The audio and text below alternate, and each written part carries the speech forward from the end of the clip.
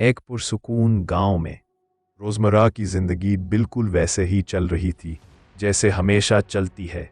धूल भरी रास्ते, खेत और उन खेतों में काम करता एक सीधा सा बच्चा जिसका नाम था सूफ़ी।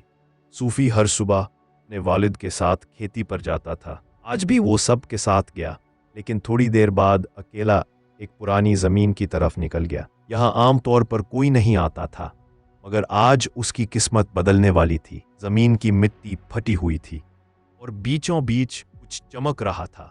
सूफ़ी ने हाथ डाला तो एक अजीब सी घड़ी निकल आई। घड़ी बिल्कुल वैसी नहीं थी जैसी हम पहनते हैं, ये कुछ और ही थी। जैसे ही सूफ़ी ने घड़ी पहनी, उस पर एक छोटा सा बटन चमका और फिर तेज रोशनी और सब कुछ बदल गया। जब सूफ़ी ने आंखें खोली, वो अपने गांव में नहीं था, फ्यूचर की एक बड़ी फ्यूचरिस्टिक सिटी में।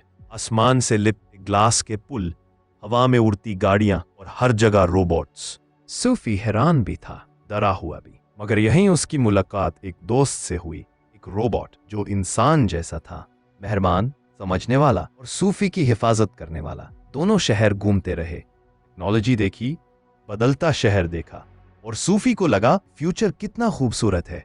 लेकिन खूबसूरती ज्यादा देर नहीं रही। अचानक खबरों में ऐलान हुआ कि शहर के रोबोट्स कंट्रोल से बाहर हो गए हैं। मशीनें बगावत कर रही थी, बिल्डिंग्स गिर रहे थे, लोग भाग रहे थे और शहर तबाही की तरफ जा रहा था। सूफ़ी का रोबोट दोस्त उसे एक डार्क साइड की स्टोरी बताता है। एआई जब इंसान की हदफ को समझना बंद कर दे तो वो इंसान का साथी नहीं, दुश्मन बन जाती है। तबाही बढ़ रही थी। दोनों भागते हुए एक सेफ जोन तक पहुंचे। रोबोट दोस्त ने सूफ़ी की घड़ी देखी, उसे कहा, तुम्हें वापस अपनी दुनिया में जाना होगा, यहाँ तुम्हारा कोई काम नहीं, और अगर तुम रुके तो तुम भी खत्म हो जाओगे। सूफ़ी ने मना किया, मैं तुम्हें अकेला छोड़कर नहीं जा सकता। रोबोट ने मुस्कुराया, एक इंसान की तरह।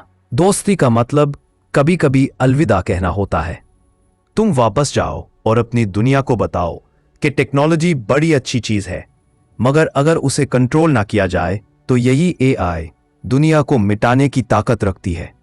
फिर उसने घड़ी का बटन जोर से दबाया, रोशनी चमकी और सूफ़ी वापस अपने गांव के खेत में आ गिरा।